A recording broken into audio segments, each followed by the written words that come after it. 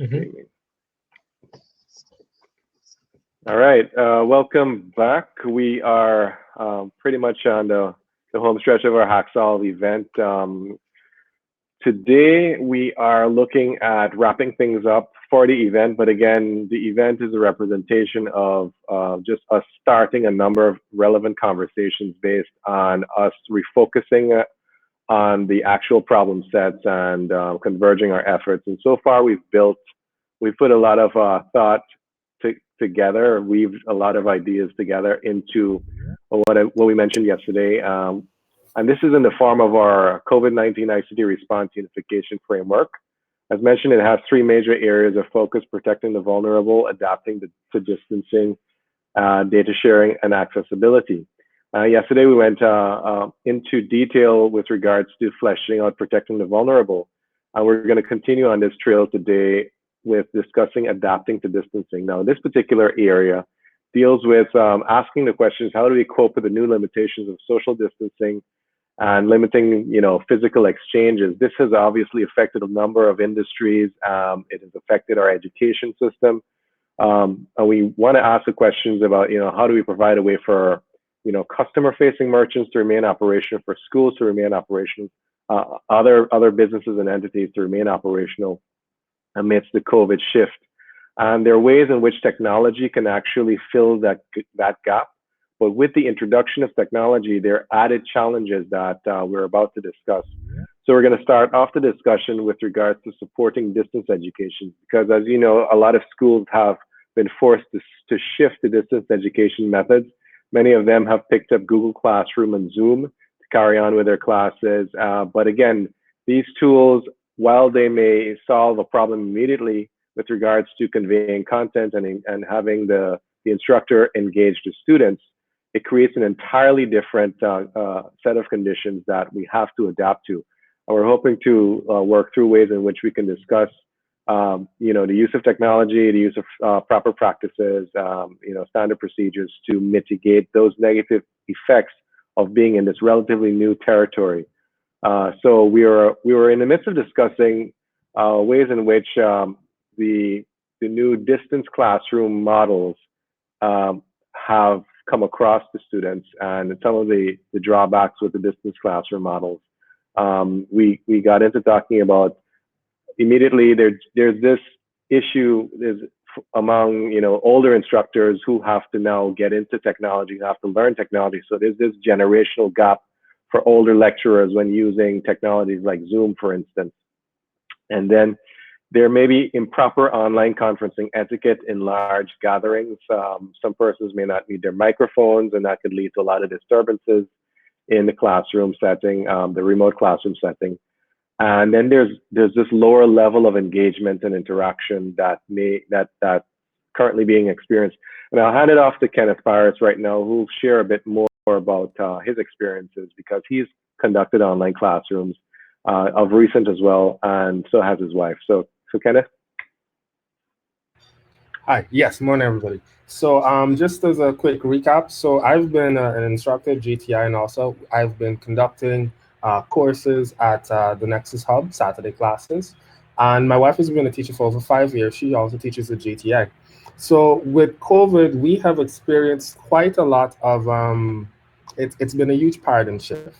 And I would say that right now, there's a huge opportunity for ICT persons to really get into this area, because I don't think any one tool accurately solves the problem.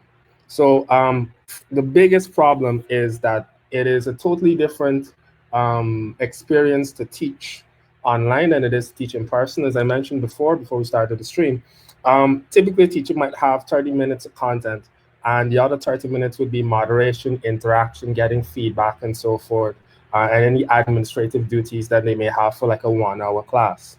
When you have an online class, there's a huge amount of silence and pause. It's really difficult to kind of gauge who's paying attention, who is having issues. And so you'll find that you're going to be speaking a lot more and trying to engage the class, because typically you need to get feedback to understand where you're having problems. It's a lot more work. And my wife has been teaching GTI for many years, And she said in one of her recent classes that she's never spoken as much in such a short period of time because there's not the normal pauses and so forth. So I think teachers will have a bit of a difficulty initially, depending on their class, depending on how much feedback, depending on if it's something that is verbal or written or so forth. So they're going to have a bit of an issue translating well to the digital medium unless they have a bit of training and understand that this is a totally new tool, it's totally new paradigm. And so they need to kind of adjust. So one of the adjustments that I suggested to my wife was to pre-record classes. And this solves a lot of problems on multiple areas. The first area is that it gives the student the ability to get the material at their own pace, right? Because oftentimes you cannot guarantee, one, that all students will be able to make a class, even though, quote unquote, they're at home. One of the things with GTI is that we tend to teach persons who are working, some who are full-time and so forth. And even now, even though the kids may be at home or some persons may be out to work, you still won't get 100% attendance. So that's one of the things you have to kind of accept with online classes. So having the classes recorded allows students to get the material at their own pace and maybe listening on the existing classes. Outside of showing proof that, hey, we've been conducting classes and so forth, it also has the secondary benefit of persons being able, obviously, to just go back and reference material over and over again. And so this is a big benefit of IT and so forth in education, is that persons can just go back and grab the material instead of, you went to a class, you forgot what the teacher said and so forth. So that's awesome. The other thing now is that by having the material beforehand, when the classes start, myself and my wife would have, they would say, okay, so you did X and Y, let's go over the exercises, let's do the practical, let's do the implementation, whatever it is, so that we can then go to the actual part where we can see where students would have had the difficulties in learning and things that they may need to clarify and so forth. So, because that's the real thing. If you try to have a class, if you have a 1-hour class with some students teaching any subject, and you would not be able to get the feedback as easily. So if you give them the material and then you use the class time in order to get feedback, go over actual implementation, practicals, and so forth, then it might allow the normal teaching process to actually happen. Obviously, the things that you guys mentioned in terms of etiquette, that's something that I told her. I switched from, so we did some experiments with Google Hangout and Zoom and so forth. I had to use Zoom because I felt that Zoom uses less bandwidth, and this is a huge issue. A lot of students, we assume that Guyana is moving forward, and it is, but not everyone has access to good internet.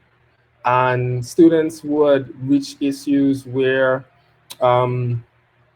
they would get cutouts and so forth and what's not. So Zoom allows you to automatically take off cameras for people who aren't aware how to do so, and to mute on entry. And I found that those two features are really important so that we can conserve bandwidth, so that the kids can, on the lesser connections, can get good access.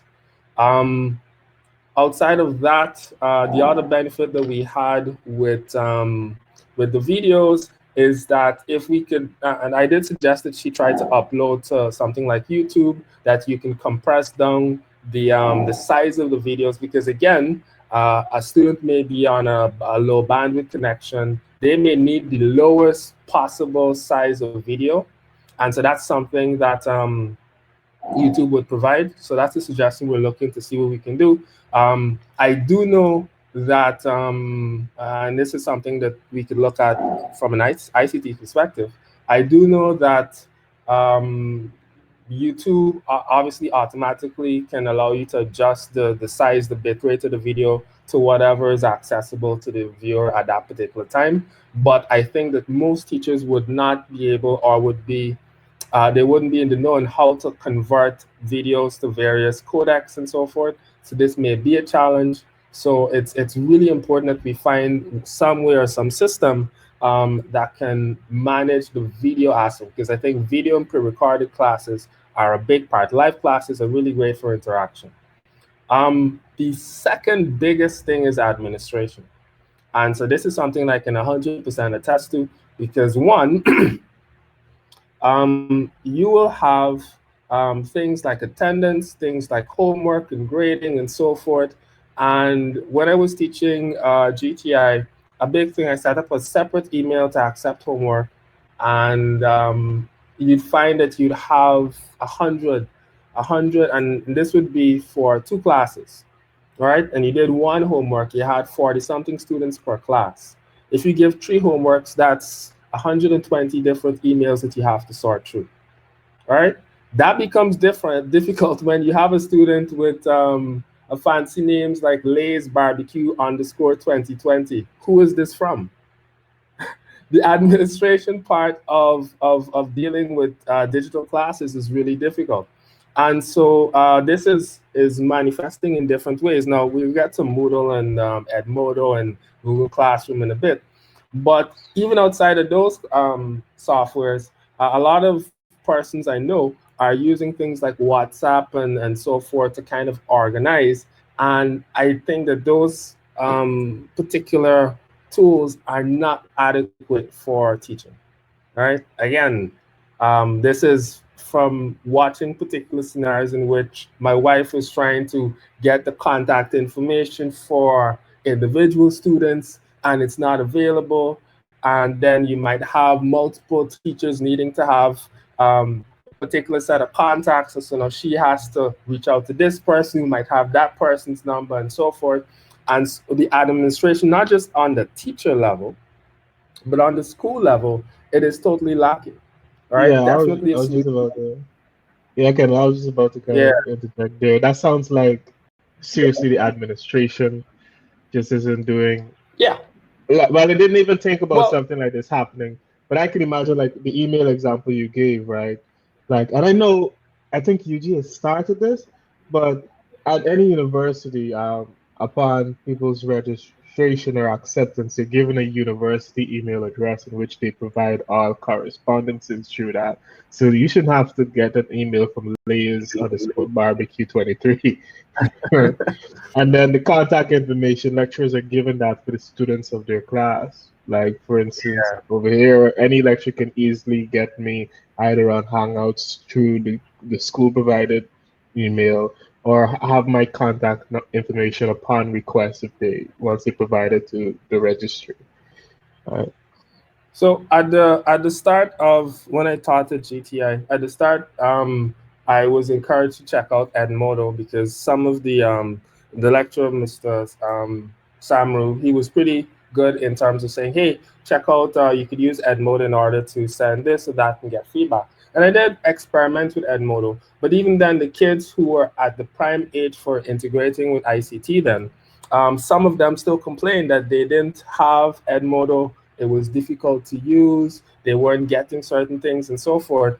For my wife, okay, my power is going to be out in a bit. But for my wife, the issue that happened was that some people literally did not have or could not use certain bits of technology. So a big thing would be a system that simplifies technology for the users. All right, because a lot of students, young and old, have issues with technology, and I am unable to think. So I'm probably going to join you guys back on mobile because Sure. my UPS is going to die in a bit. This is Yeah. GPL, and Yeah. so things. Save the questions. I'll come back in a second.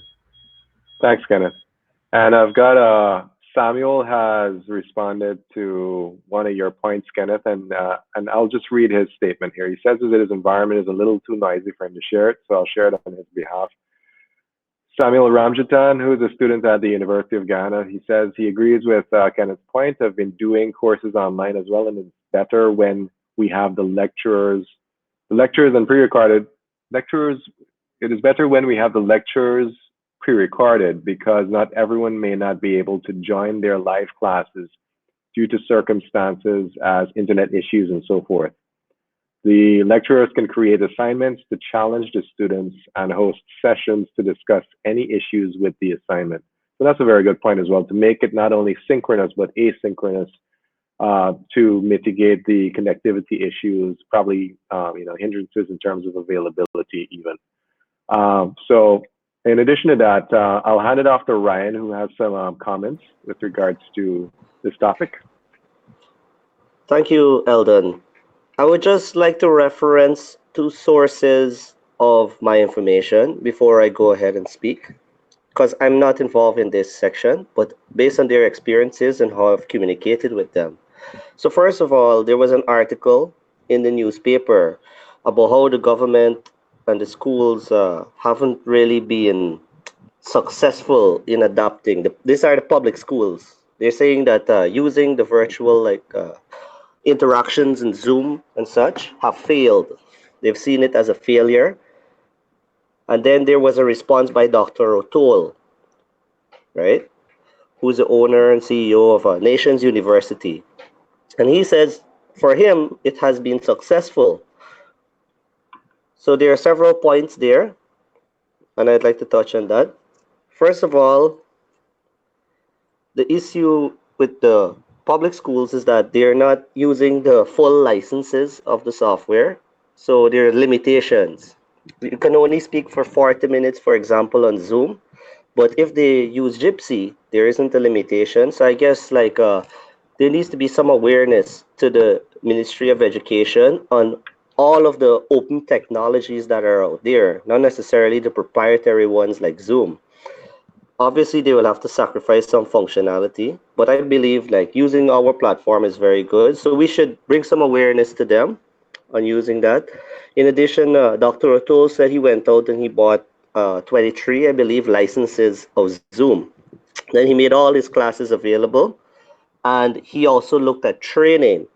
So Zoom, actually, when you buy the license, you get free training with it. So all his teachers were trained. So you see, his approach as an institution was to ensure that the technology was understood by the teachers.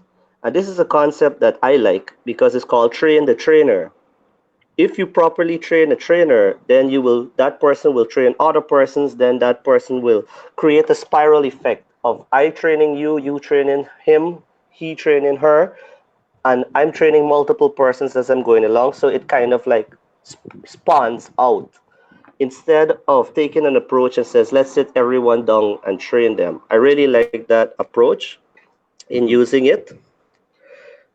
So the other challenge that parents were having now is that they're saying they're not getting value for money in the private schools, because I don't know if you guys know, but per child is 80,000 per term, sometimes more. And that's a lot of money. They're thinking that their children are not going to school for 4 hours anymore. I'm just having this person come online for 1 hour and do training. And logically, it makes sense. If my child was getting mentoring, lecturing, one-on-one interactions, and in physical place for 4 hours, why am I paying the same amount of money for them to just interact online? And who is doing their homework? I mean, who's helping them with that? And who's helping them understand it? It comes back to me. So I find that as a parent, from that perspective, it's school isn't really giving me the value for me to send them to school, in the sense that I have to become that kind of a mentor, and I have to sit down with my child, and I might not be available also. So there's a big concern there for parents that they're really not getting the value for their money, and also that the children are not getting that one-on-one, kind of guidance. I would explain it in this way. If you're learning a basic skill in mathematics, right? And let's say you say 2 plus 2 is 4, right? But then you say 2 multiplied by 2 is 4. And then you start, going into these drills of learning more complex maths. It's something that's very personal in teaching, those drills and going through and, correcting a student to a point where they can self-correct. It's a little it varies from student to student. And that's really the purpose of a teacher. They understand how to get a student to learn. And there's a personal relationship between the student and the teacher. And if that kind of relationship is not really fostered physically, it can be very difficult to simulate it virtually. even though a student, let's say, can rewatch a recording of a teacher, it's not the same because that teacher might have a certain style and have certain personality traits in explaining things, but then a student might not, let's say, gel well with that personality trait. It's like hitting your head against a rock. It's not going to break the rock, it's going to break your head faster. In the sense, the students will get more frustrated the more they watch that content and they realize that they're not able to learn. So I believe there is some need for mentorship and actual lecturing. That's where you molding the minds to get them to actually change the way they think rather than change the way they learn.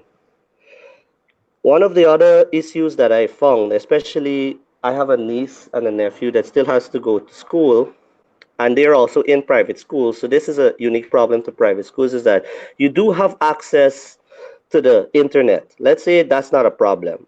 Family can afford internet, right? And you can also have a dedicated device. Now, look at this. You're at home. You're in a place of relaxation. You're accustomed as a kid now to run around, play on the table. Your toys are right there. Who is going to monitor you? Your parent might not even be home. They might just tell you go there and okay, go do your class. And your parent might be working from home also, even if they are home. They're not able to monitor you. Now, you as a kid, if you can get away with getting a piece of candy or whatever, you do it and you think that, you're having fun, but actually you're being robbed of even that hour or half an hour that you're getting with that teacher because you're really not paying attention. In addition, there are other challenges recently I see with GPL. We see Kenneth has disconnected. Yesterday, I think GPL was down for like 6 hours or something. No one can really afford a backup system for such a prolonged period. So there's a lot of challenges there too with the actual GPL. And then for public schools, some students that are in public schools cannot afford to have high-speed internet, cannot afford to have a dedicated device. How can we help them? They cannot even go to a library or something or a place or internet cafe. It cannot go because of the COVID-19. So I think that something needs to be done to give them at least a basic device and some access to public internet. I mean, they did internet at the schools, but maybe they should consider internet in the communities now, which might be better. Kenneth spoke about managing homework, and I'm thinking about managing work, school work, which is takes it to level deeper. When you're in a class, there are certain worksheets and work things you need to work on. Like you have your exercise book, and usually, I don't know how you guys grew up going to school, but you would copy from the board into your little book, and in that way, the teacher gets you to do a kind of a working out. It worked very good for me in maths. I had a little vision problem in university, so what I did, I would just follow the voice and follow the workings of a certain lecturer in calculus and calculus 2. And me being able to work simultaneously, not being able to have proper vision of what he's doing, but being able to work out the intricacies of the calculus with him, along with him, I was able to learn calculus. So I believe that that's a necessary skill of working simultaneously with a teacher and figuring out on your own, not necessarily the teacher giving you raw, this is this, and you writing this is this. You got to understand why this is this, not necessarily just following it blankly. You're not a repeater, you're supposed to be a learner. I would say those worksheets are missing in the virtual scenario. And I believe even if you circulate those worksheets to the student beforehand, managing those worksheets, grading those worksheets, correcting those worksheets will become difficult as the size of the classroom will now be very large. As Kenneth said, 100 students, and every class you have 100 worksheets. If you're physically there in person, you can easily go to each student and check their worksheets. But how are you going to do this now? How are you going to check these worksheets? How are you going to grade them? That's like a very big workload now for teachers. I really would like, see a way how we can overcome that. And as a solution, I've been on this EDX platform it's an online platform that was created from Harvard, I believe. The CEO there, the head, and I'm doing a course on it there, and I find that's very useful because he took it a level deeper for several years now. Instead of just having video lectures and you can replay, there's a much more, let's say, educational approach, academic approach to learning, where you have the interactions, you have some reading, you can do your coursework and everything inside of that, and it's all graded, and you can even play the videos at different pace. And I believe that we can see to put some courses on that platform maybe, and it might be better, or even look in that platform as a model for maybe some open platform that we can use. And those are my contributions. Thank you. Yeah, Uh, thanks so much, Ryan. I think those are very significant things that you shared there. And while we're on that yeah. topic, just a general comment. The experiences or the impedances will vary based on the level of the student. Mm. So, if you're a university level student, then you don't need a parent supervision. But lower school students, I mean, I have two boys. One of them is 7, and we've experienced firsthand one of the added, relatively unexpected negatives of this distance environment. So his teacher uses Google Classroom as well as Zoom, but there's a high requirement of parent supervision for him because he's 7 years old, and that parent supervision puts a lot of responsibility on the parent to make sure that the student, the child, follows along in the class, in the remote class, because it's all new to them as well, and then as well, go through the exercises and then make sure that he does it in a timely fashion and so on. So now the parent becomes a teacher. But the added constraint is that not all parents have that availability, which is now a huge demand for students who are now benefiting from the distance delivery. The parents need to avail themselves to make sure that their students are fully engaged and they follow along. And then there are a lot of distractions within the household as well.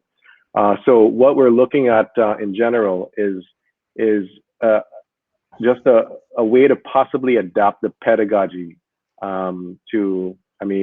instructors need to do this to figure out a way to adapt the pedagogy to cope with this distance delivery, and then figure out a way also to mitigate those negative effects that at the end of the day, if not addressed, can lead to us having students who may not fully benefit in the long term from these distance classes.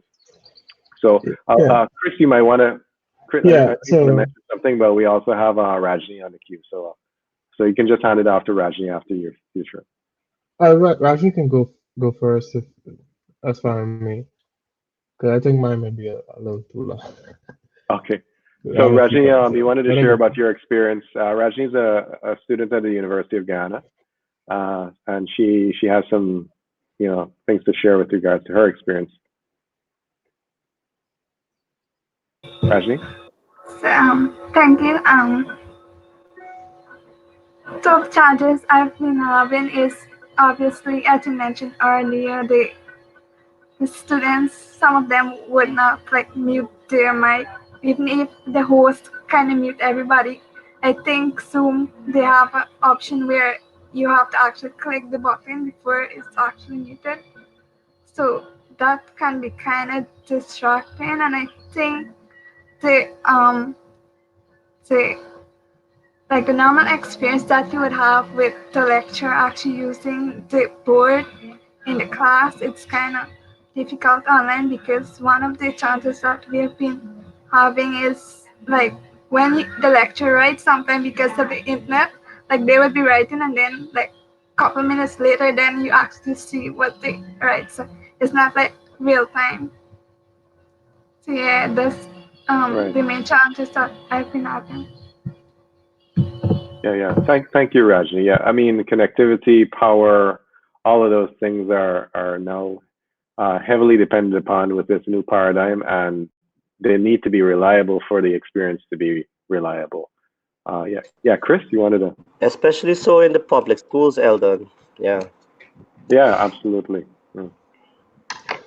Yeah, so I'll start my preface my comments by saying this. I think as Ellen, you were saying, the different things we can consider depends on the level of the education level, right?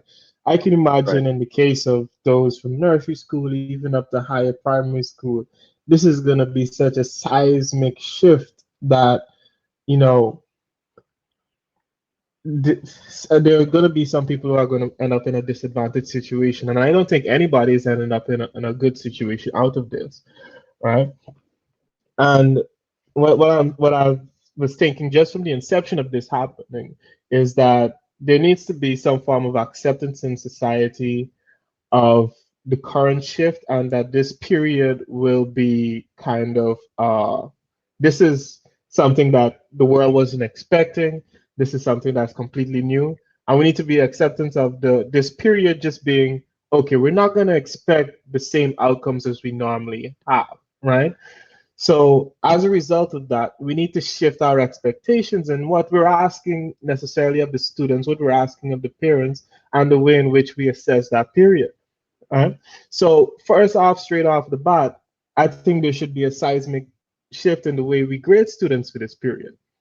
I can tell you, even at the university level, and I hope you'd consider this personally. So one thing that the University of Michigan does is that for this semester, the way in which GPA is a big thing that people are always on people's minds, and I think just across the world, grades it impacts students because it impacts funding and all of these different things. Is that they recognize that hey, this is something that nobody could have catered for. Nobody was expecting this.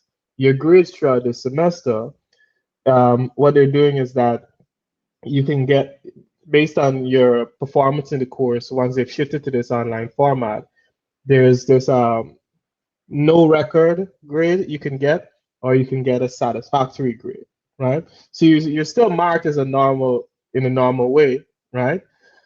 And then you get a chance to see your grade, and then you get a chance. Then you have the decision as a student: do I want to apply this do I want to uncover it essentially, right? So you get to pass the course just as you normally would, but it wouldn't impact your GPA. And if let's say you shifted very well, you got an A plus, you can choose to uncover that and apply it in a sense. But if you did not react very well to the shift, then you're not demoted in any sense, right? Is essentially the institution saying, we recognize this. We could have only supported in our sense. We don't want this to impact, your career going forward in the future, right? So, there needs to be, like I'm taking it even on the CXC level, right? The way in which if they're going to have examinations this upcoming summer period, there's no way that they should mark these students and have the same expectation of the same outcome, right? I think it should be completely switched from, hey, you got a satisfactory grade, or there's no record of this in the sense if for in the case of they were just able I to do I think in completely terrible. CXC, Chris, they're only doing multiple choice questions, they're saying now, so that they Even can if do it it's multiple digitally. choice, I mean, you're still asking questions at the end of the day, right? There can be a multiple things that impede my decision. I can imagine like when I did CXC back, I didn't really, step into studying until a couple of weeks before the exam. Now, imagine if there was a coronavirus pandemic going on at that period and I'm in school. There's not so much of, schoolwork you're focusing on at a given time, right? At the end of the day, you have to go in and you have to answer these questions. I still think they should do the examination. If they can, in some sense, do the examination. For those who have shifted well, they should be allowed to continue as per normal, right? But the impact of it on the individual should not be detrimental, right? So before, if you write and you got a 4, instantly you gotta write back. That's on your resume for the rest of your life that you took when you took CXC, you got a 4. Or if you're at UG, if you got a D in the course and you got an F in the course, your GPA plummets, right? I think those negative effects should be taken away. right? And as just recognition of the period that we're in, right? So explain to people that, hey, we understand the situation that we're in. Nobody should be put in a mode of disadvantage because, it was difficult for them to cope, because everybody's situation is different. As we're speaking, people have connectivity issues, people have dealing with family issues, right? Imagine the shifts. I know over here, a lot of international students have to emergency leave the country. Some people have to leave their dorms immediately, right? We don't know what situation they've been forced to go into. Why should they then now have to worry that, oh man, I might not get, the job I wanted because I'm going to end up getting a D in this course because I can't complete these assignments, right? And now, my GPA plummets, or I may now have to find some way to support my family and I can't pass the CXC subject the way I intended to. This then, plummets and demotes them. So I think what the institution should be doing is looking at ways to still allow whoever is able to, shift in a good way to get the same benefit, but for there to be no, negative repercussions of the situation, right? So the first thing I would say is, you know, we need to change. We need to accept the what has happened as a result of this, right? Understand that this will be a low period in society that we'll have to accept. We can't have the same expectations. We need to have that shift in what we expect from the outcomes, right? The next thing is just the shift in enthusiasm, right? Um, I don't think we should automatically expect every student to have the same sort of you know flair for classes. Like the one thing about instruction that kind of helps most people is that you have to go. You have to go to school or you have to go to university, right? So you're forced to at least sit down in the class, and if you choose to pay attention, and you get the fun of it. When you're necessarily given that freedom now, it now speaks to a discipline standpoint in yourself, and you have to ask yourself, how much do you really care about it, right? I consider myself to be a fairly disciplined student, but I can tell you numerous times I'm sitting down in that bed looking at a lecture, and 20 minutes in, I'm fast asleep, right? Just fast asleep straight off of it, and I can't expect every student to approach this new form or this new shift that's thrown upon them with that same enthusiasm factor. Some people are not distance learners. I'll tell you that straight up. Some people, they might look at a video 10,000 times and they just might not get it. They need to have that form of one-on-one interaction, right? In order to get that out of that. I've done a lot of distance learning, so that doesn't fall into for me. But as me being somebody who starts students, right? I've seen people say, they enjoy lectures even if you post the stuff after, right? They don't have that necessarily drive to sit down, look at you when they could be doing all other things with their times. They prefer that one-on-one connection, right? And we need to account for that in this given situation. Right. Right. And if we pedal back a little bit, what we can see just to recrystallize everything is the fact that distance education is not something new. The models exist.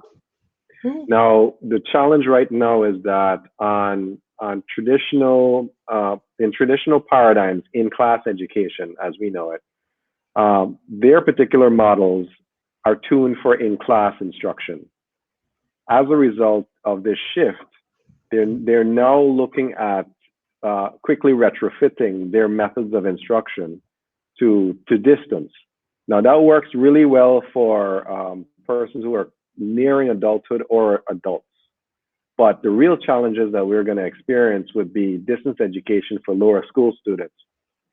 And that's a completely new territory. Correct me if I'm wrong, but I have not come across any distance education programs for 7-year-olds.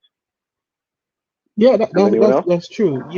The most you'll see is some instruction videos or some form of a toy that offers extra bit of instructions. But there's no school you see out there that says, "Hey, we have a completely online mode of instruction." It's not something that's even taught about in the pedagogy of education right now.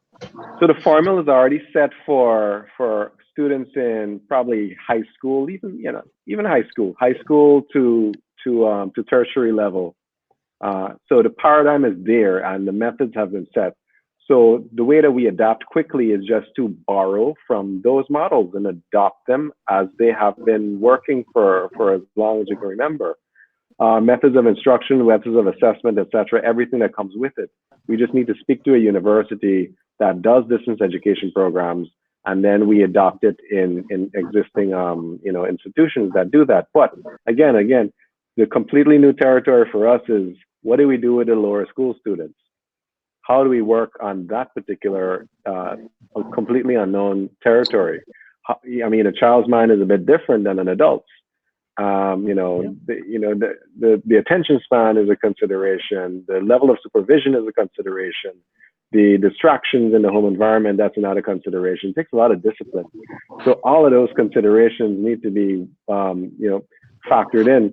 I mean, it's all well and good. I understand that our government is working on a way to put content online for students, but that's just not even half of the solution. That's probably, in my consideration, 1/3 of the solution. The rest of it is answering those questions. What do we do with this entire paradigm shift for students who are not traditionally subjected to distance education programs in the commercial sense? Yeah, Right, definitely. sorry, I came in. I actually found out what it's like to be a student on a data connection, and it took like half an hour to get this app downloaded so I could join back Let me kill my camera feed for your consideration. We There you just go. got back home, so I should be back okay. But it was actually again an eye opener for me because I haven't used data since the quarantine started. So I forgot all the challenges, and I have a decent phone. Um, and it just was painful for me to get everything set up and get back online after that power shortage. So I think we have a whole bunch of problems, even outside of what you guys mentioned. A big challenge.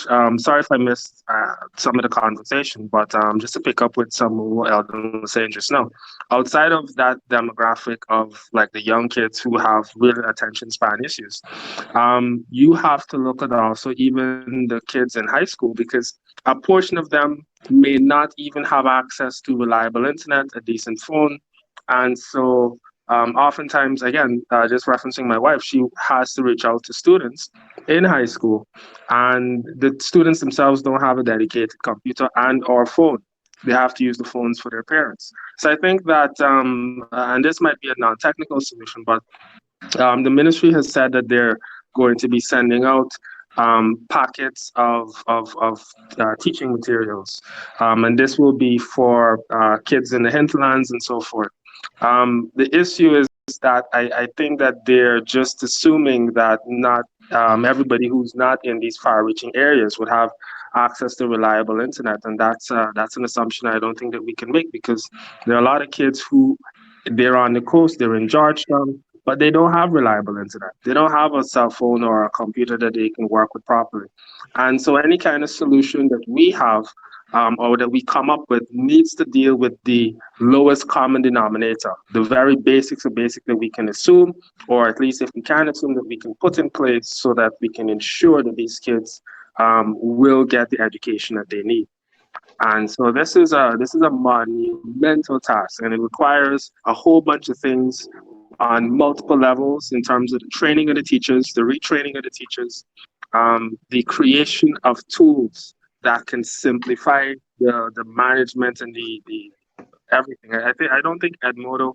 I've used it, but I think Edmodo is more geared towards individual classrooms, and I guess I may not have gone through fully, but I think for like school administration, I think that something entirely different needs to be set up so that students, teachers, I think a big thing is as an administrator, as an educator, you need to be able to look at your students, especially since you don't have them physically there with you, and be able to assess who has attended X and Y classes. Is this person failing? We can send them some kind of dynamic test to see if they have any kind of retention of some of the materials that they're trying to consume.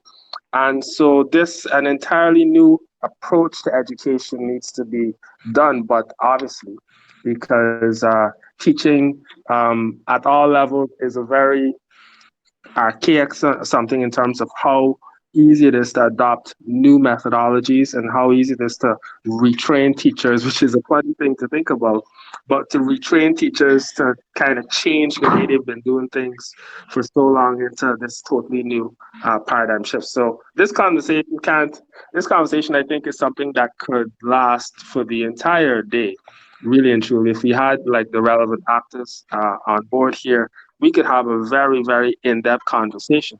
But I think that the conversation needs to be had.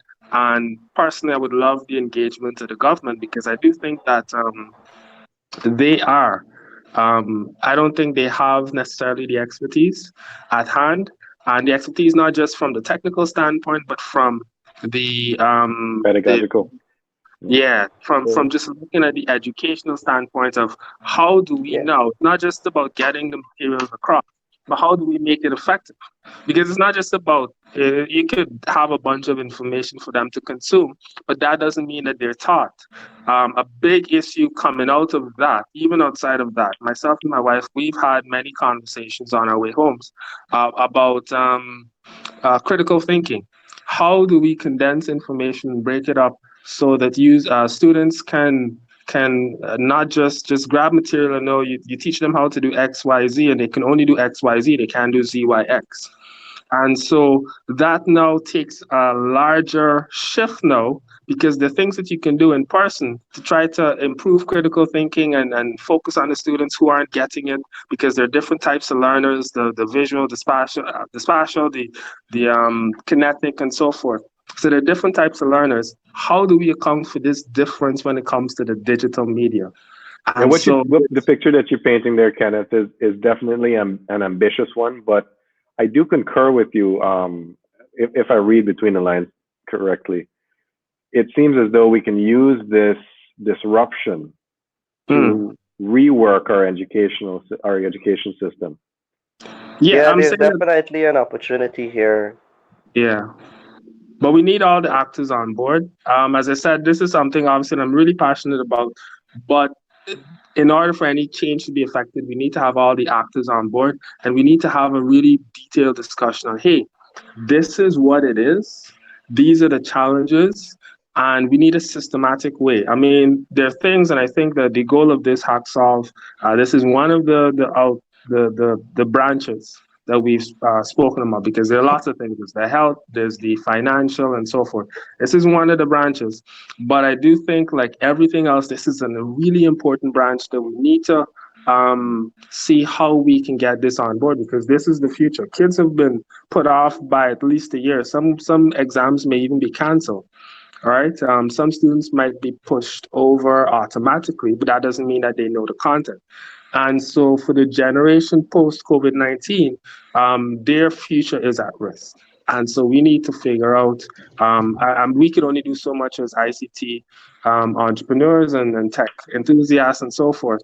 But as a whole, we need to find the small ways, whatever we can do today, that we can say, okay, at the very least, let's get a school administration system going. Let's see if we can engage in talks. Let's see if we could meet with psychologists and persons who are very versed in higher education and so forth, to see what is it that traditional teaching, what are the challenges, and how can we translate those into a digital form? Because it's not just that we can do X and Y.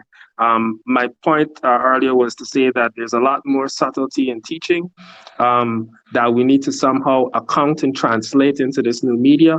And so definitely we need all the parties on board. So again, I can fire away. I don't want to take up too much time. Yeah. No, those are absolutely relevant points, and I'll just share this before I hand it off to anyone else. The weaving in of technology or technological solutions. Has anyone heard of intelligent tutoring systems? They've been around for ages. And we know about learning management systems, but intelligent tutoring systems. I remember when I was a kid, there was Hooked on Phonics. Mm-hmm. I think that's like a kindergarten one of it.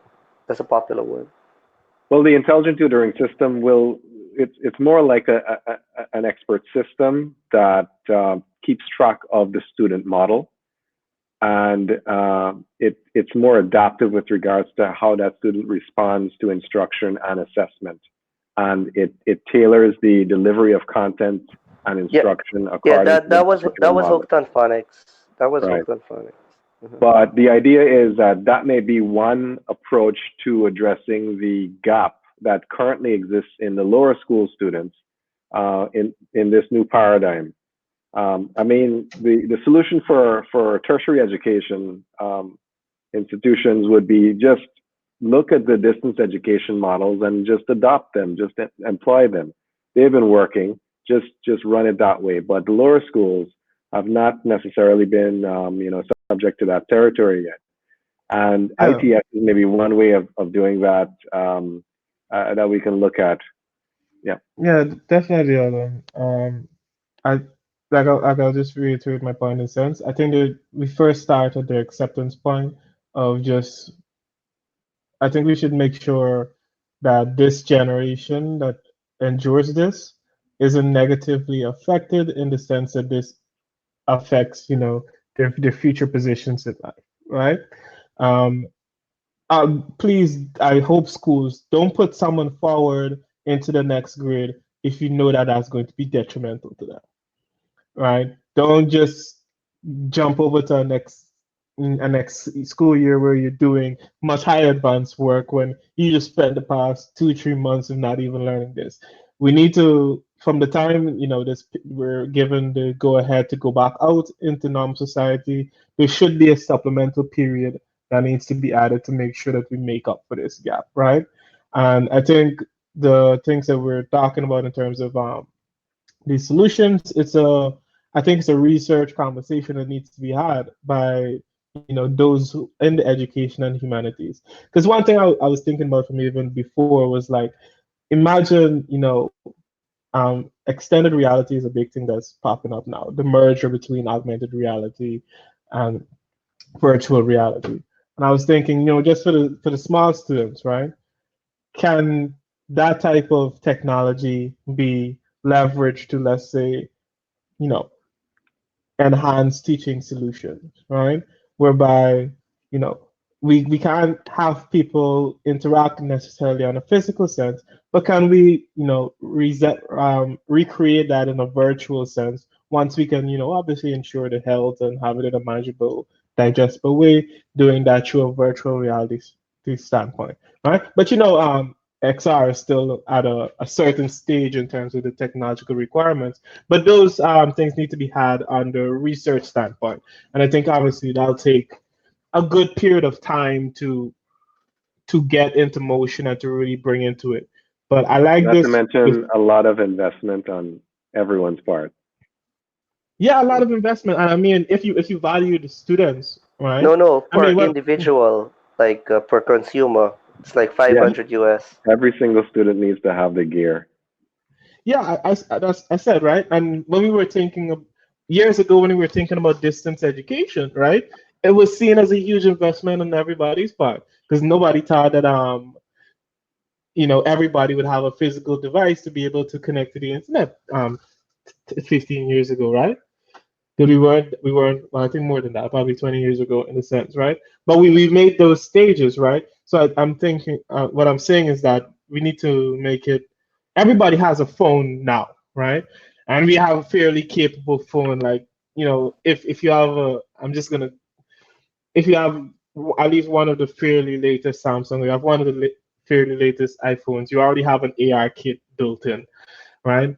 Imagine if the student could point it and their teacher pops up and there's a virtual sense in terms of they're different things that I think need to be had on at the research level much starting, right? But because I know those things take time, right? And they take investment, there should be a catalyst to say, hey, this is something that we need to cater for. We need to provide Right. these different Well, alternatives and then just to have an acceptance of the period of the past. just to put this in, the government has a learning channel. that they currently use. I do not know the content. I do not have a television in my house personally, so I haven't actually seen it. But I think that that should be leveraged. I think that I'll tell you something. So my wife has, and the ministry does require what we call lesson plans, ensuring that teachers of all particular grades, they're actually following a set guideline. It's not actually mandated what exactly or the full structure, but teachers need to ensure that they actually follow a lesson plan.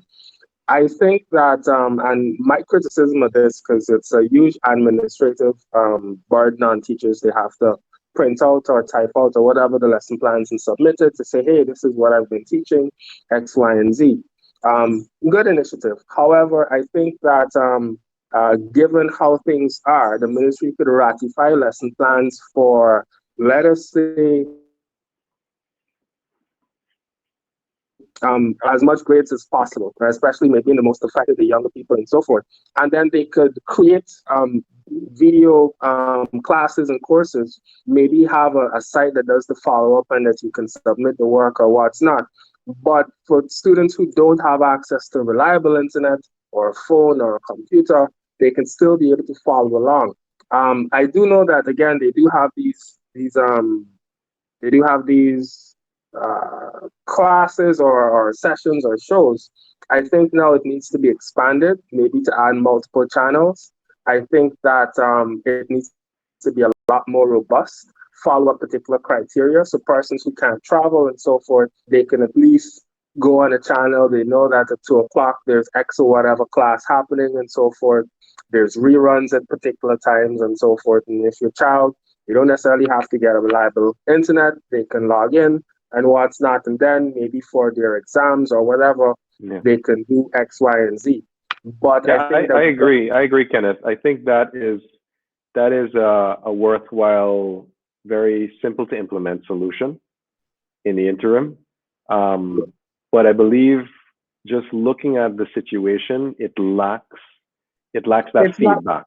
It'll work up to a point. It'll work up to a point. They'll obviously have to. I mean, the only requirement is that they have the reception wherever they are, and they have a television set, or at least they have some place to go where they can access it.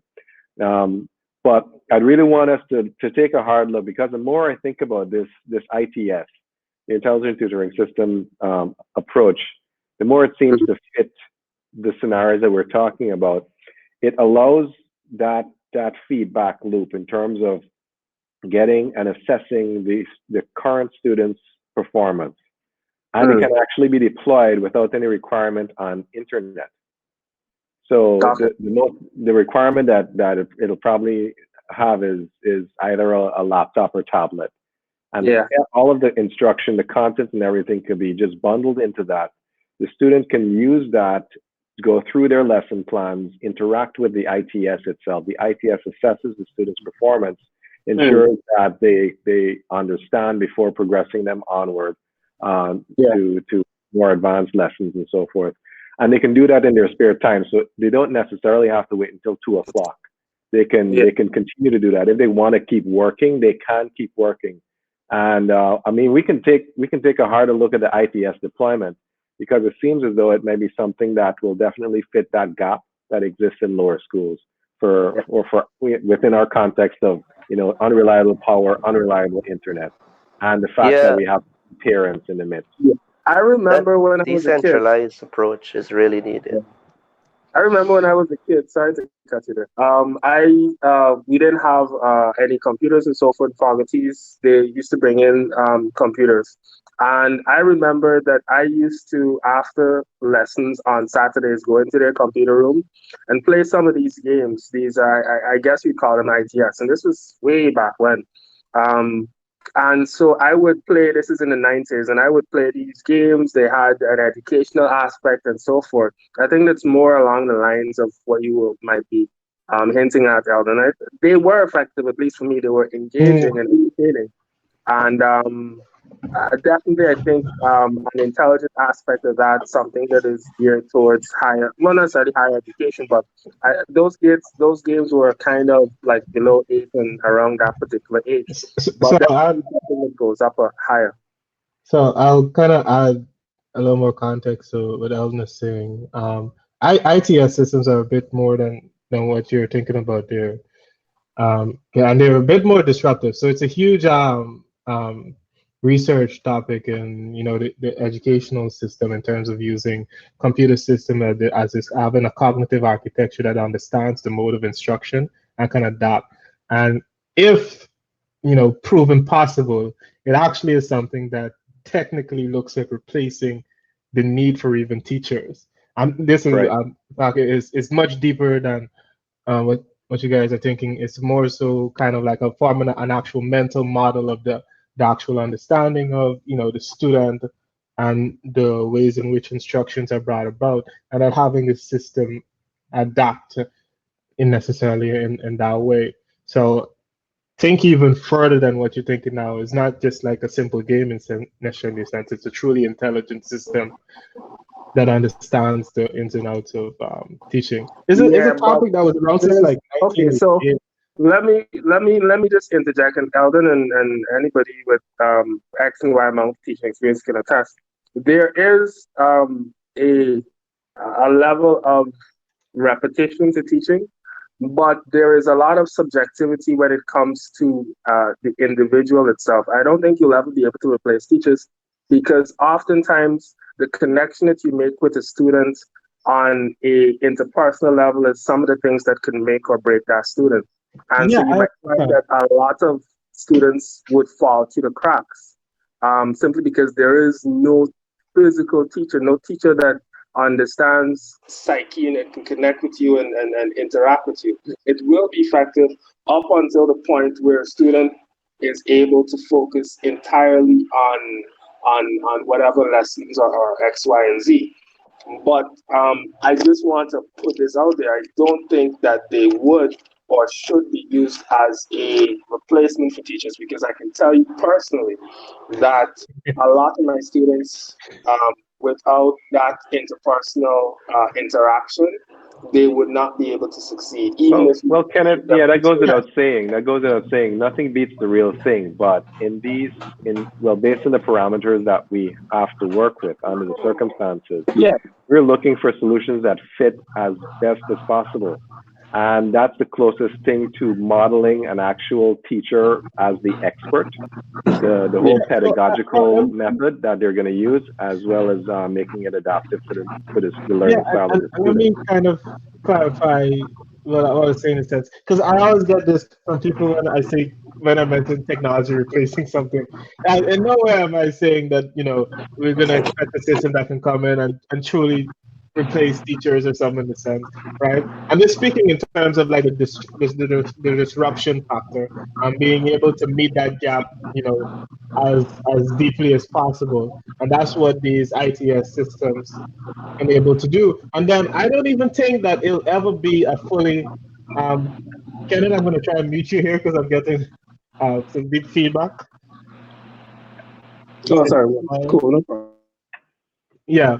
So I'll just speak for one of the research areas I focus on called HAI, Human Artificial Intelligence, where it looks at we've reached a far way in terms of the capabilities based on machine learning and training off of large amounts of data to kind of enable what we call these predictive engines that can make predictions based on given inputs of stuff, right? And even as beautifully as we've seen AI jump to a forefront, we're nowhere close to um, having human level intelligence, right? So a deep part that we focus on in this area is how can we take the leverage, the power that humans have, and leverage the power that these predictive machines has given us, and kind of form that into what we call human AI intelligence systems, whereby you can have essentially human AI teams, whereby the normal processes that we're accustomed to, right? What can be augmented by the AI is augmented by the AI, and what can be augmented by humans, augmented by humans, and it's shown, steep progress. While the research we've done so far have been in very, very set limited environments and have shown great promise, right?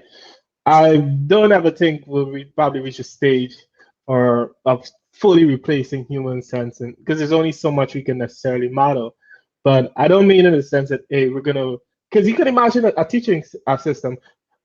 If we can have the AI handle as much as it can handle, and then when the need for the human to step in or for the physical teacher to step in, then it steps in. Imagine the type of disruption that can cause just from a pedagogical standpoint in terms of teachers being able to focus truly on the matters that really impact the student, right? So I'm not saying in a sense I understand the psychology of having a physical person having those deep internet connections, and we can have humans still provide that. When it comes down to what we can model through our technological solution, we should model. That's necessarily the point I'm trying to make.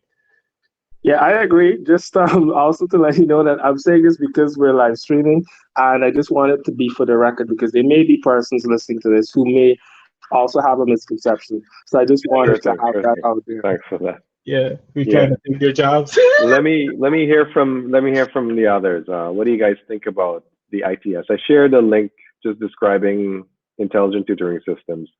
The way that we're looking at an ITS is to address the distance education requirements that or the special needs of distance education students that exist in lower school systems. I mean, the more mature students can benefit, or at least the institutions that they attend can just adopt typical distance education models and alter their courses to work as they have been deployed. But younger students have special needs, especially within their home environments, the configuration, lack of connectivity, lack of power, the need for additional supervision from the parents end. And an ITS may prove to be a means for us to fill that gap as best as possible, not 100%, but as close as possible with regards to allowing them in their own time to directly interact with this intelligent tutoring system, to have it fully engage them without really relying on parent supervision, and carry them through instructions, impart the content as needed, and then evaluate them and then adapt to their progress as it needs to. So let me get your thoughts on that. Eldon, I would put it like simply as going through a cinematic, like an interactive movie. And in going through that movie, you develop a certain experience of that interaction.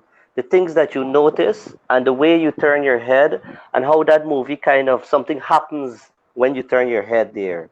So that kind of unfolding experience is what I would say is an intelligence learning experience system.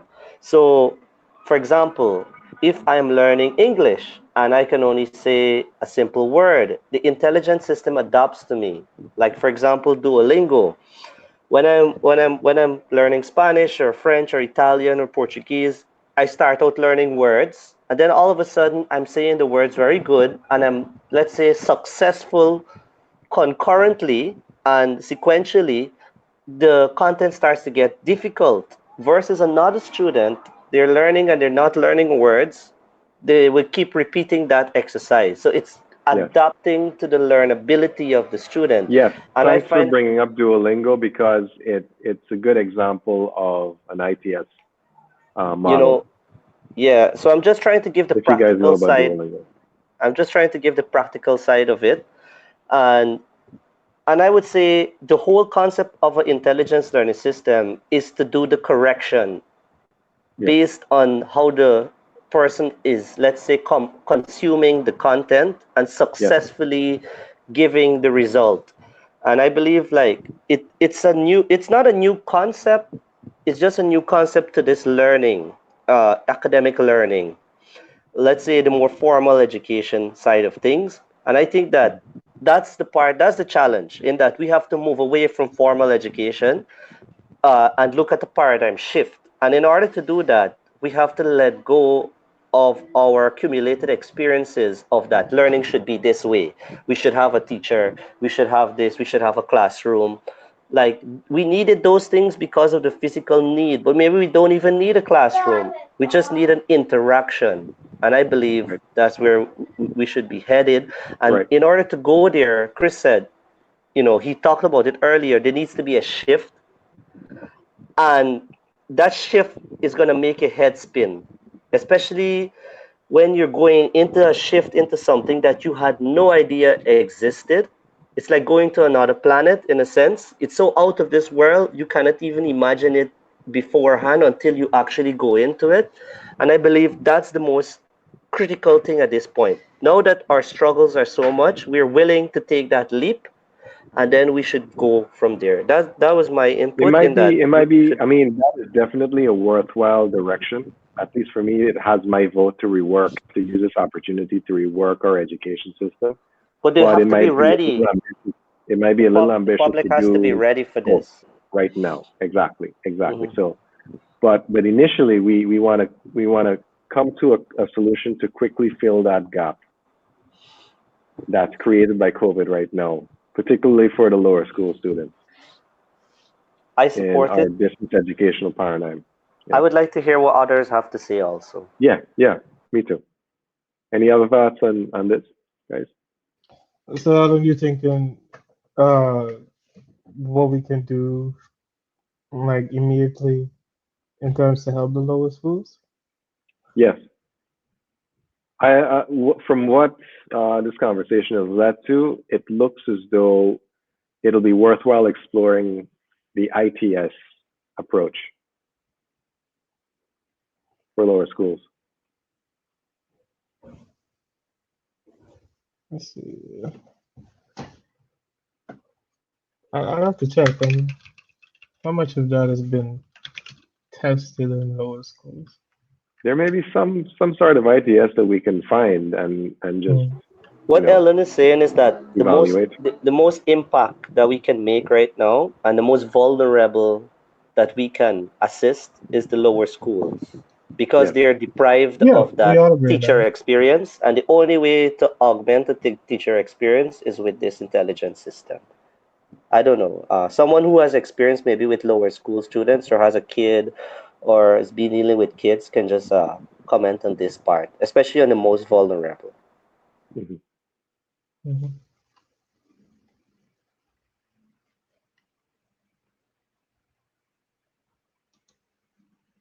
Even at the level of pre-K, like my 2-year-old can use a tablet right now, and if we have an ITS specific to his level, then it will fill the gap with regards to him at his particular level, just engaging learning. Probably even if the tablet's capable enough doing the coloring and whatnot that he does to strengthen the muscles. What do you think So things about like like that we can think about. storybooking? What do you think about storybooking, Eldon? Like kind of like when you go to a museum and there's an exhibit, and that Yep. exhibit takes you through an experience. Like for example, I was Right. in one of these other countries, like Grand Cayman, where they had an exhibit of like a submarine. And then in that submarine, you could have seen the different animals, or let's say creatures of the sea at different levels. So it's kind of like, what about developing media experiences? That might be easier, like a kind of guided learning, a recorded guided learning. In that, Yep. it's like a story, it's animation. That one may be more easier to do now because developing an intelligent learning system, I don't know about the complexity of that, but and Well, translating I that. wasn't considering. I mean, if push comes to shove, we may have to build it, but there Mm-hmm. are ITSs out there that we can Okay. just Okay, that out. Well, I was utilize, thinking about retrofit. augmented media experience instead. Like you incorporate the learning into the story, and then you because little children love what, like my little nephew, he loves watching like Paw Patrol, Yep. Dora, and these kind of Yep. things. And Yep. those stories actually do that, but it's just that they Yep. do that in a more generic way. Maybe we can just develop some True. content True. for our Yeah. That students. can definitely be woven into it. I mean, the idea is that all we need to agree on right now is that it might be worthwhile exploring this avenue. If so, then we'll definitely head into the research, find out what's there, what we have to work with, and then we can reassess and move forward. Yeah. Okay. Yeah. So any other thoughts in terms of other ways in which we can bridge this gap, particularly for lower schools in this distance education paradigm shift that we're experiencing through COVID?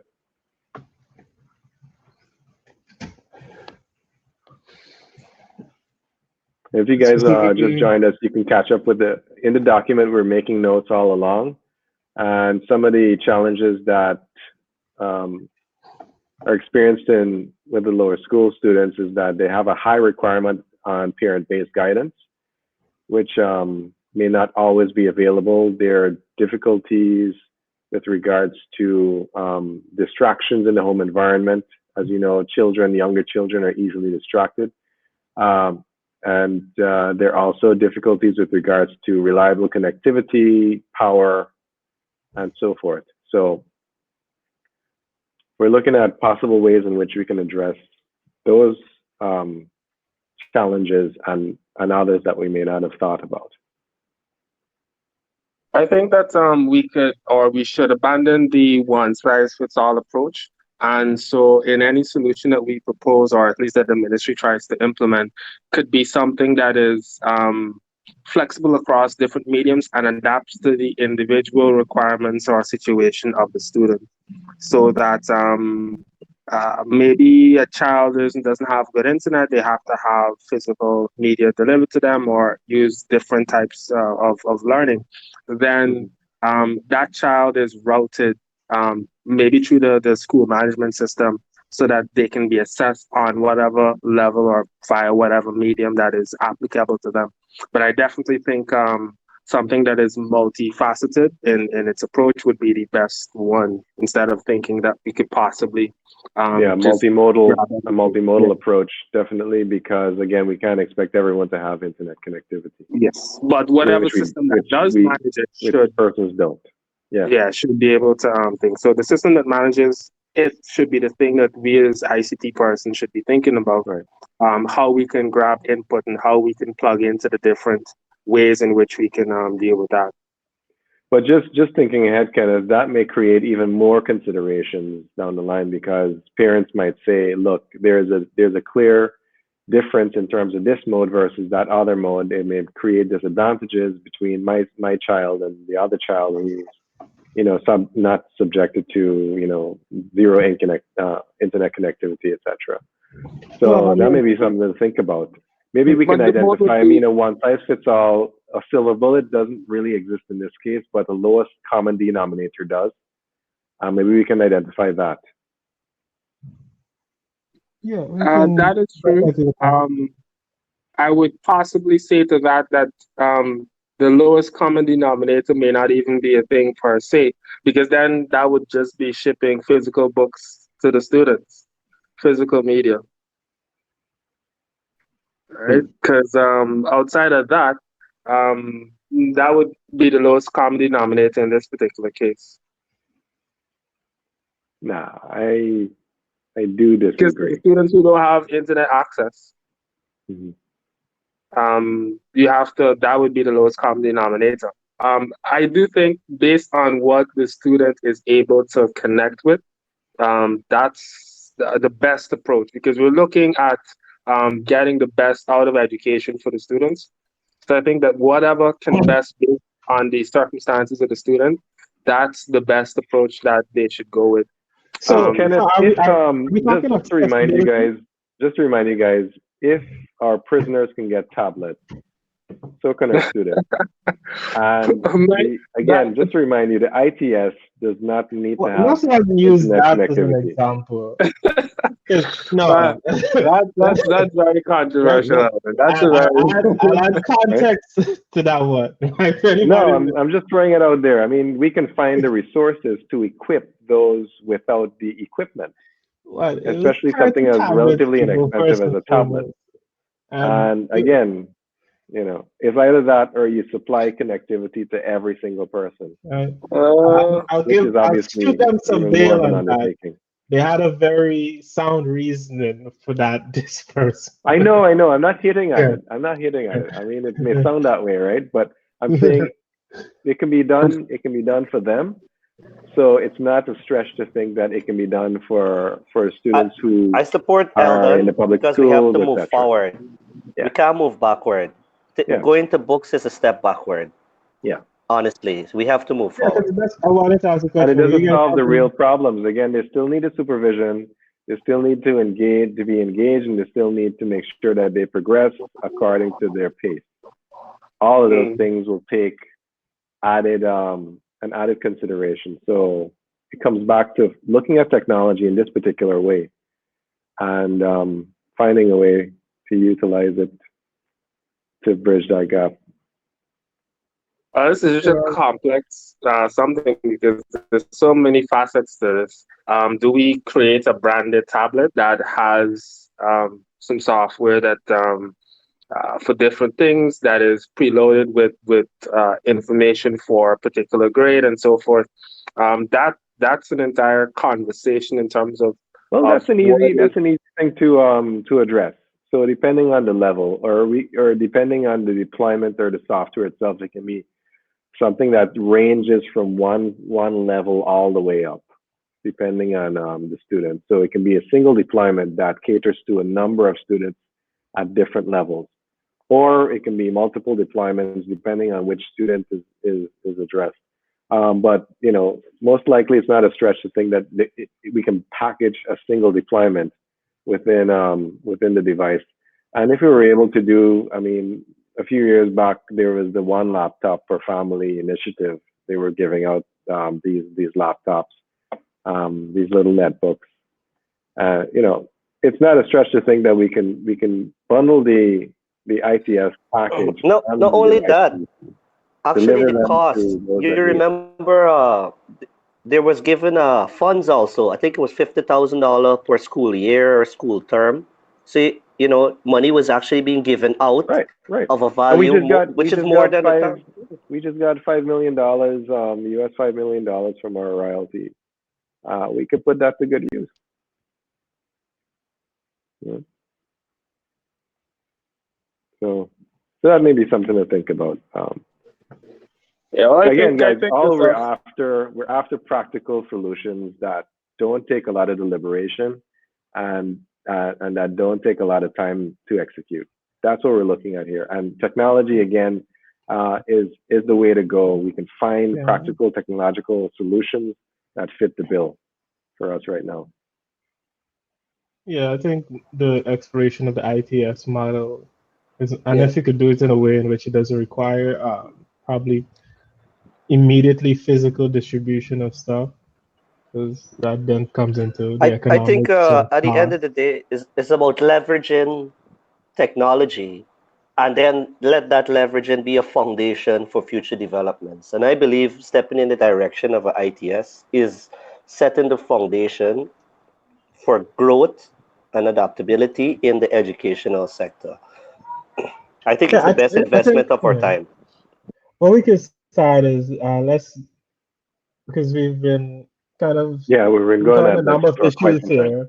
Right. Yeah. Let's create an initiative for this on coacting, detail out these different things that we would have discussed, and then we can have that as a feed whereby we add different aspects to it. Sounds good. Because I know this is gonna have a general. There are multiple perspectives on how to do this. Right. So I'm looking at this, and given our pace, we might need to stretch our our discussions further. But in terms of a single sitting, we may want to wrap this up and then regroup and then come back later. Anyone thinking otherwise? You guys are in agreement?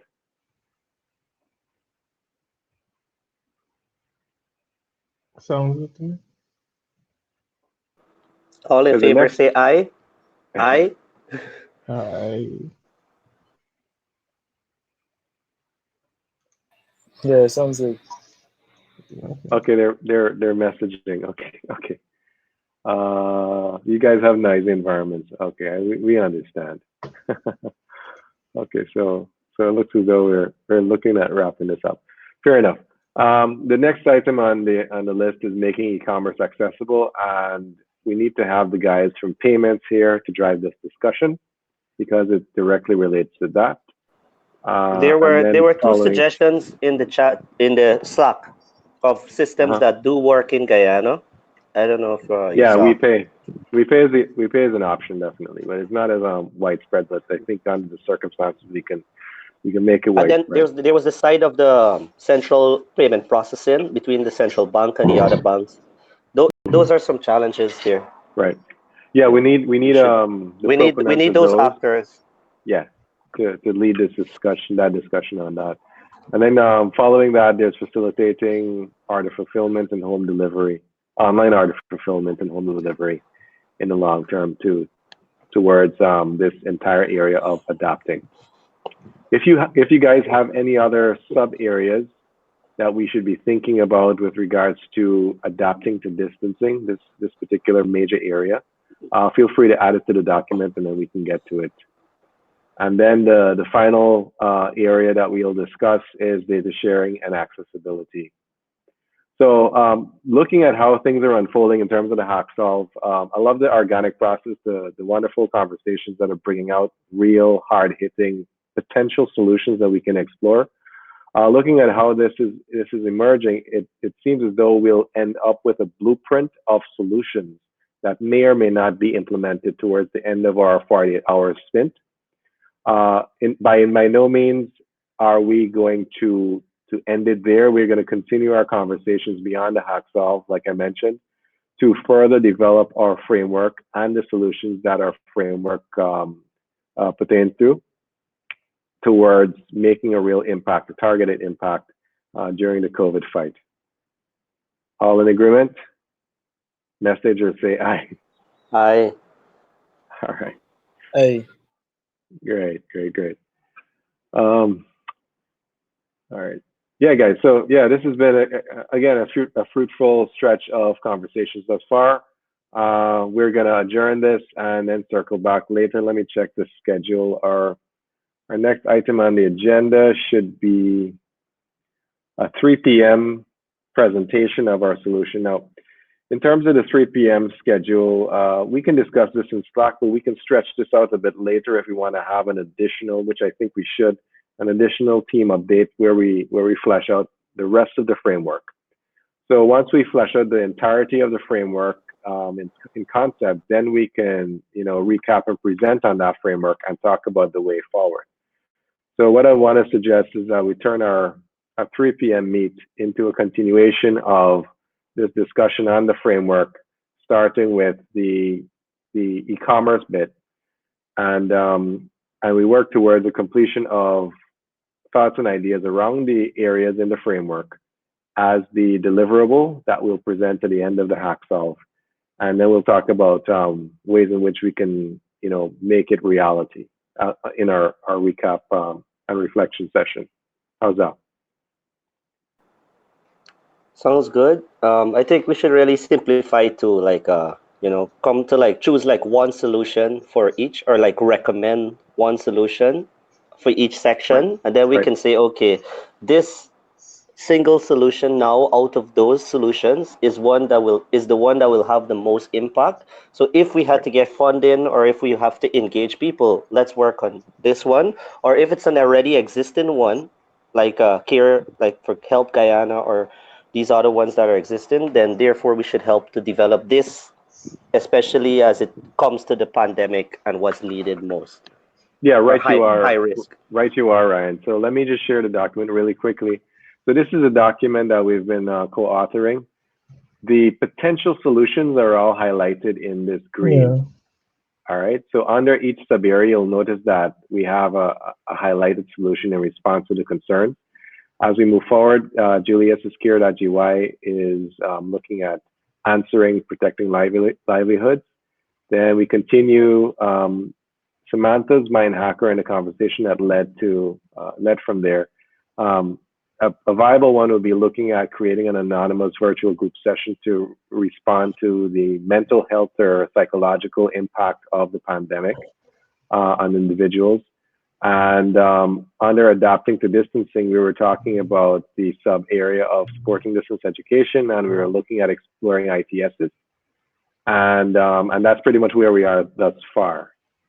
You're free to, again, this is an open document. All of you who are part of the HackSolve can add to it. So you're free to add any suggestions with regards to solutions that we may not have considered. And we can definitely discuss it in our future sessions. Sounds good? Yep. All right, guys, Well, I think what we can aim for, kind of at the end is to, like at the end of the day, be able to turn all of those green points into initiatives that we can detail out on Coactin, and then have that be like a thing that we public release to be kind of our output of this, and then internally from since we're gonna have these discussions going on, we can facilitate through the Nexus Hub. Okay, how do we now start the execution of these and bringing these to life? Absolutely. And I'll encourage those with initiatives, those that brought initiatives into the HackSolve, to also look at the sub areas on the framework and just list your initiative there as well, that your initiative based on which area it addresses. So we'll have a good idea of how, if we need to do some, let's say, integrations if necessary with current and future implementations, we can do that. I see a lot of opportunity in that under the suggested COVID Lifestyle Assistant app, which is, as we discussed it, to be an app that hands off to other implementations based on the needs of the user. And it also relies on data that's fed to it by other implementations. So it looks as though that Lifestyle Assistant app will be the nexus for much of the implementations that come into the solution domain. Good. All right, guys, so we'll meet back at 3 p.m. You guys are okay with 3 p.m.? Yes. Yep. All right. And then we'll continue our conversation there. Thank you so much, Eldon. Thank you. All right. Take care.